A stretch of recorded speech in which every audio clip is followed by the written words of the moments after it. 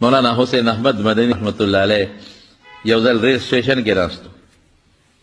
ریل ګاډي ته د دنیا خلک په انتظار دی انډیا کې اوس هم د ریل ګاډي سیستم ډېر دی پاکستان په نسبت لوی ملک دی دنیا خلک په پلیټ فارم ولاړ دی د ریل ګاډي په انتظار یو سړی دی مسلمان ښځه میمه ده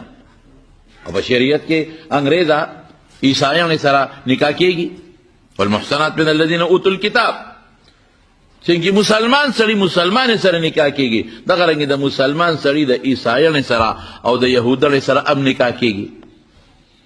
د مسلمان یو عیسایانه جینۍ په نکاح غشتې وه موږ پښتانه ورته میمه وایو پخوا به ورته میمه وي میمه په نکاح غشتې وه عیسایانه جینۍ ښه اوس مولانا حسین احمد مدني خو خلکو پېژنده څوک سلام کوه څوک لاس ښکلوه څوک جمعه ته دعا وکړه نو دا بعض انسان چې دا کافر به دومره نخرې نه کوي خو دا مسلمان چې دا نیم اخوا لاړ شي که نه نیم په لباس کې دا بیا ډېر خطرناک کافران به در سره ګزاره وکړي خو دا نه کوي دي در پورې ټوقې کوي کافر د منګیرو پورې نه خاندي دا خاندي دا چې نیم ورغلی دی دا نیم دا بیا خاندي کافر د منګیرو پورې نه خاندي خو دا چې شنې جامې عصري جامې او دا نه یو جنې خولې غوندې جوړ کړي دا موږ پورې بیا خندا کوي اوس هغه خان صاحب هغه سړي چې مولانا حسین احمد مدني ولیده نو ښځې ته یې سر دې سرتور کړه هم ما ډېره ښه ده دا هغه ښځې سره ټونګې مونګې کولې او ښځې ده سره ټونګې مونګې کولې او د ښځې جامې لستوڼې هم ښکاره دي دا لاسونه ښکاري هغه څادر د پاسه څادر یې لرې که دا نیمه بربنډه وه میمه وه دا میمانې دا انګریزانې خشته مې ټولو سړو ورته کتل مولانا حسین احمد مدني غریب په ځای پاتې شو خلکو هغه جینۍ ته کتل چې دا سینګ خشته ده لاسونه یې سینګ خشته دي مخ یې سینګ ښکلی دی خپې یې سینګ خشته دي او دا سینګه بربنډه ده او د خاوند دیه رزیل هم ورسره ټنګه ټونګه د خلکو مخکې اخوا دېخوا کول چې دا خلک راته متوجه شي زموږ د علماو له خدای ډېره پوهه ورکړې ده مولانا حسین احمد مدني صاحب ګرمي وه سخته ترماس ورسره د هغې کې یخې اوبه دي امر شاګرد ته وي دلته راځه خلکو نه خوا شو امې مې ته یې شا کړه او دې سړي ته یې مخ کړې نږدې شو ورته هم حیران دی چې دا ملا صاحب خو ما له خواله راغی خلک خو ته ما ټول دې خوا راواړول دې خو ما له خواله راغی مولانا حسین احمد مدني صاحب هغه شاګرد ته وي یو ګیلاس کې د یخې اوبه راواړوه او بیا راواړولې چیني راوباسه دی پکې وویل شربت جوړوي دا نیم انګریز چې دا لباس یې د انګریز دی مسلمان د مې خاوند دې ورته نیغ نه ګوري چې هغې نه شربت جوړ کړه سکنجبین جوړی د څه ورته وایي د نیمبو شربت هغه شاګرد ته وي بچي نیمبو هم راوباسه نیمبو یې راواغېسته نیمبو داسې زور ورکوي نه چوڼی هغه سړی ورته نیغ نو نه چوڼی نه چوڼی نه چوڼی نه چوڼی ښې نه چوڼ که او دا سړی مولانا حسین احمد مدني ته وایي څه وایي وایي تاسو دا پرده په کوم کتاب کې ده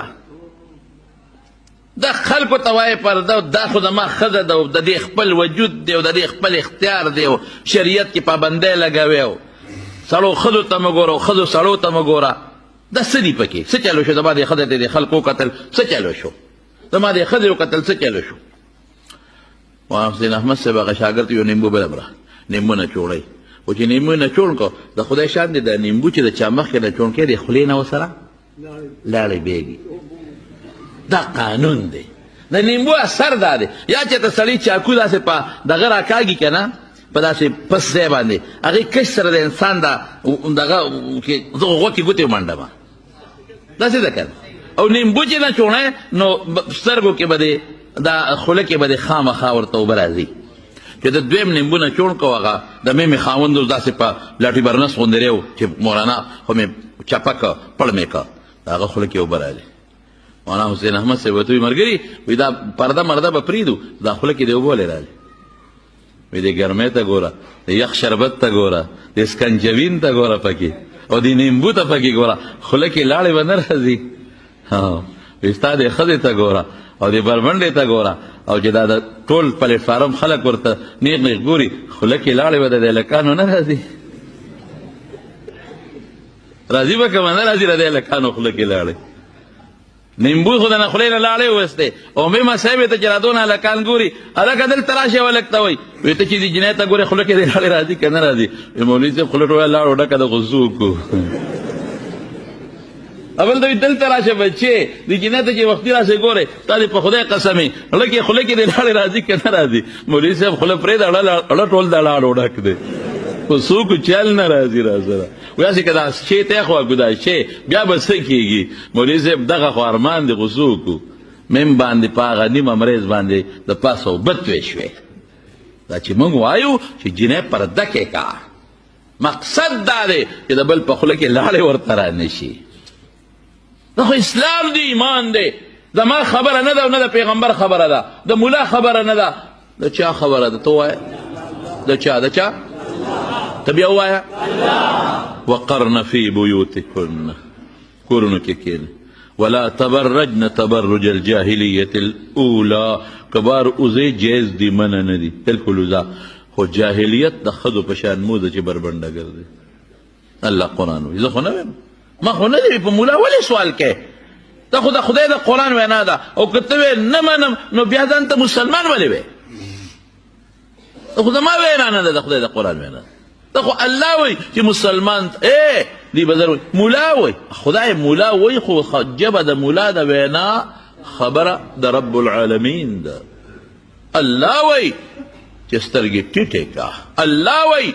پرده واچوه الله وایي سر پټ کا رسول الله وایي که پیغمبر منی که نه منی بله خبره ده لوړه پرده کې جنکې پرده کې